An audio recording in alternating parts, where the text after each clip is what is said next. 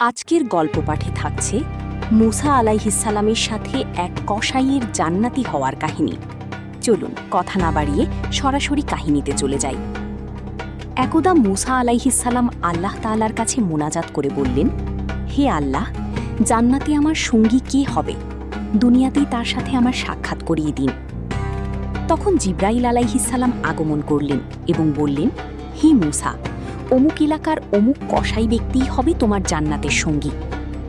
এ কথা শুনে মুসা আলাইহিসসালাম কিছুটা বিস্মিত হলেন এই ভেবে যে তার মতো নবীর জান্নাতের সঙ্গী হবেন সাধারণ একজন কসাই। তার জানার আগ্রহ হলো যে কসাই লোকটি কি এমন আমল করে যার বদৌলতে জান্নাতে সে নবীর পাশাপাশি অবস্থানে থাকার মর্যাদা লাভ করবে।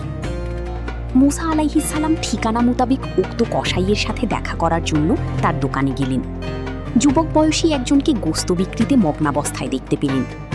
মুসা আলাইহিসসালাম গভীর মনোযোগ দিয়ে লোকটির কাজকর্ম লক্ষ্য করতে লাগলেন, কিন্তু এমন কোনো বিশেষ আমল তার চোখে পড়ল না যার বদৌলতে লোকটি নবীর সাথে জান্নাতে প্রবেশের মর্যাদা লাভ করতে পারে। যখন সন্ধ্যা নেমে এলো, তখন কসাই ব্যক্তি গোস্তের একটি থলি নিয়ে বাড়ির দিকে রওনা হলো। মুসা আলাইহিসসালামও উক্ত কসাইয়ের পিছু নিলেন। নিজের পরিচয় গোপন করে তার বাড়ির মেহমান হবার আবেদন করলেন। কসাই লোকটিও রাজি হয়ে গেল। কসাই বাড়িতে পৌঁছে নিজ হাতে খাবার তৈরি করল। তারপর ঝুলন্ত একটি ঝুড়ি নামাল যাতে একটি বৃদ্ধা ছিল। বৃদ্ধাকে ভালো করে গোসল করাল। তারপর তাকে নিজ হাতে খানা খাওয়াল। খানা শেষ হলে বৃদ্ধাকে আবার আগের স্থানে রেখে দিল। মুসা আলাইহিসসালাম লক্ষ্য করলেন উক্ত বৃদ্ধা বিড়বিড় করে কি যেন বলছে। বয়সের ভারী নিজ উক্ত বৃদ্ধার মুখের জড়তার কারণে তার অস্পষ্ট সেসব কথা পরিষ্কারভাবে বোঝা যাচ্ছিল না।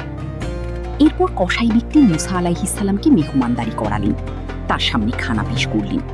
খানা শুরু করার আগেই মুসা আলাইহিসসালাম জিজ্ঞাসা করলেন, এই বৃদ্ধা কি? কসাই লোকটি জবাব দিল, আমার মা, আমি তার খিদমাত করি। মুসা আলাইহিসসালাম জিজ্ঞাসা করলেন, একটু আগে তোমার মা নিজের ভাষায় বিড়বিড় করে কি বলছিল? কসাই জবাব দিল, আমি যখনই মায়ের খিদমাত করি তখনই মায়ের খিদমাত করি তখনই তিনি বলেন, আল্লাহ তোমাকে ক্ষমা করুন এবং তোমাকে জান্নাতে মুসা নবীর সঙ্গী বানান। মুসা আলাইহিসসালাম বললেন, হে যুবক, আমি তোমাকে সুসংবাদ দিচ্ছি, আল্লাহ তাআলা তোমার মায়ের দোয়া কবুল করেছেন। আমি আল্লাহ তাআলার কাছে জান্নাতে আমার সঙ্গী কে হবে তা জানতে চেয়েছিলাম। তখন আল্লাহ তাআলা তোমার কথা বলেছেন। আমি তোমার পরিচয়ের জন্য তোমার পিছু নিয়েছিলাম, কিন্তু আমি তোমার মাঝে মায়ের খিদমাত ছাড়া কোনো বিশেষ আমল খুঁজে পাইনি। এর মানে হলো, মায়ের খিদমাতের পুরস্কার হিসেবে আল্লাহ তাআলা তোমাকে জান্নাতে আমি মুসার সঙ্গী হবার নিয়ামত দান করেছেন। জামি তিরমিজি হাদিস 2433, মুসনাদে আহমদ হাদিস 1,28,225। ইসলামিক এই ধরনের কাহিনী যদি আপনাদের ভালো লেগে থাকে, অবশ্যই আমাদের চ্যানেলটিকে সাবস্ক্রাইব করে আমাদের পাশে থাকবেন এবং লাইক, কমেন্ট, শেয়ার করে দিবেন। ধন্যবাদ।